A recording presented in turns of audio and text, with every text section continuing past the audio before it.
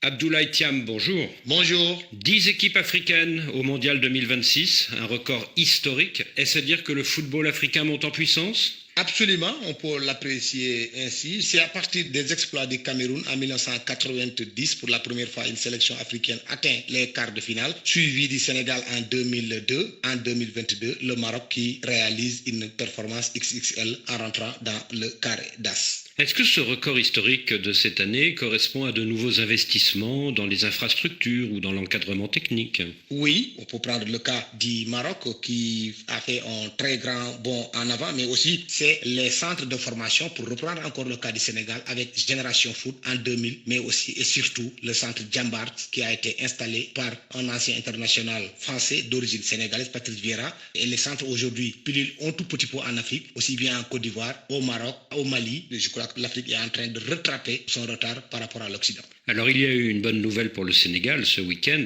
c'est la grâce du roi du Maroc pour les 15 derniers supporters sénégalais qui étaient emprisonnés. La présence de Bassirou Diomaye Faye samedi soir à l'aéroport Blaise Diagne de Diamniadio pour accueillir les supporters libérés. Est-ce le signe que le président veut mettre les Lions du Sénégal dans son camp au moment où il vient de limoger son Premier ministre Ousmane Sonko? Non, je ne le vois pas ainsi. Je pense que même si Ousmane Sonko était encore Premier ministre, rien ne s'opposait à ce que le président de la République puisse se déplacer lui-même, parce que quand même la diplomatie sénégalaise avait été mise en branle. Aujourd'hui, c'est un apaisement des cœurs et c'est à la veille de la fête de l'Aïd. Tous les Sénégalais n'arrêtent pas de féliciter et de remercier encore Sa Majesté le roi Mohamed VI pour cet acte d'une grande mansuétude. Oui, mais de fait, est-ce que la présence du président Diomaye Faye à l'arrivée des supporters ce week-end à Dakar, ce n'est pas une façon pour Bassirou Diomaye Faye de s'attribuer le mérite de leur libération et donc de peser dans l'opinion face à Ousmane Sonko?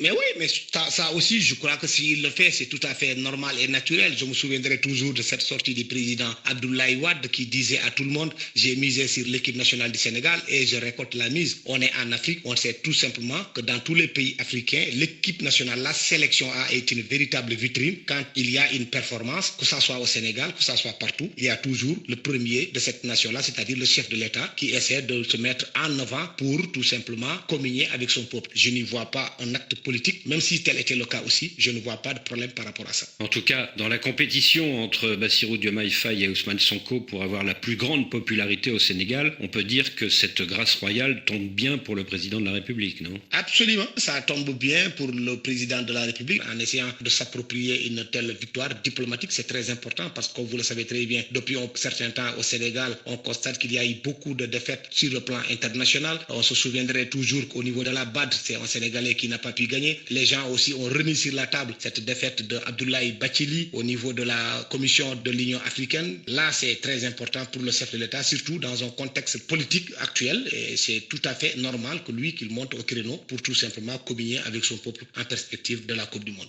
Et pour les léopards du Congo, est-ce que l'épidémie Ebola ne risque pas de compliquer leur préparation au moment où la Maison-Blanche veut imposer un isolement de 3 semaines à la sélection congolaise? Ah, mais je crois que les joueurs, je ne vois pas en quoi ils sont directement concernés. Ils sont tous des internationaux évoluant dans des championnats les plus huppés en Europe. Je ne vois pas en quoi ils sont concernés directement, d'autant plus que le camp de base qui devrait avoir lieu à Kinshasa a été annulé. Donc finalement, ils ne se déplacent pas au Congo. Ils vont rester en Belgique. Je ne vois pas pourquoi est-ce qu'ils mériteraient un tel traitement. Donc vous restez optimiste quand même pour leur venue aux États-Unis le 11 juin?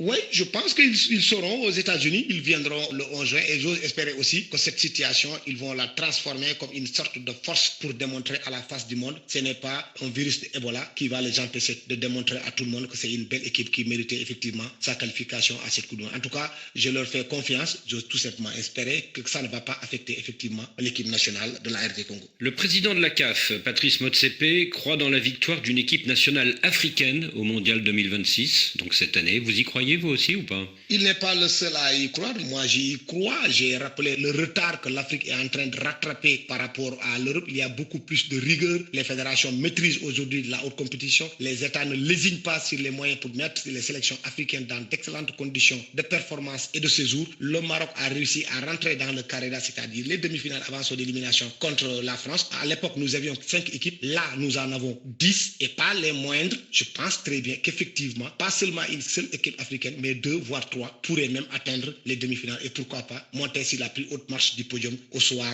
du 19 juillet à New Jersey. Abdoulaye Thiam, je vous remercie.